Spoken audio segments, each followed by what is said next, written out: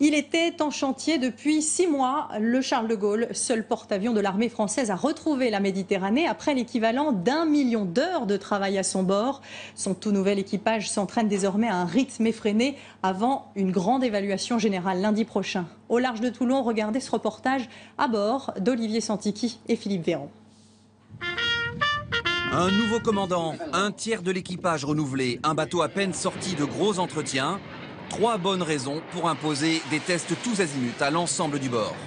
Depuis 15 jours, le Charles de Gaulle est lancé dans un marathon qui concerne évidemment ses avions et ses pilotes. Mais au-delà, ce sont 2000 femmes et hommes qui s'activent, même dans l'ambiance feutrée du central opération.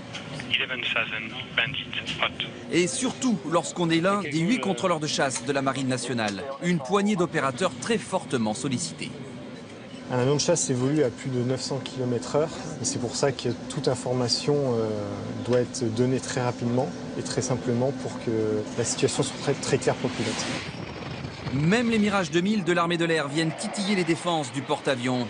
Sur l'eau, des fusiliers marins miment des attaques pour aguerrir leurs collègues embarqués, pendant que les examinateurs de l'amirauté, reconnaissables à leur brassard jaune, notent le comportement des pompiers lors des exercices incendie.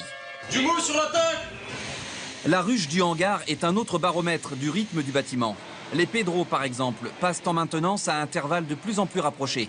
Normal, ces hélicoptères de sécurité déployés lors de chaque catapultage et appontage accompagnent l'accélération du programme des vols. La vraie vie en opération, c'est plusieurs mois dans des conditions de stress, des conditions de fatigue, avec une très forte exigence sur le matériel et personnel. Et donc, on veut que les gens aient imprimé au moins déjà ces références dans leur manière d'être.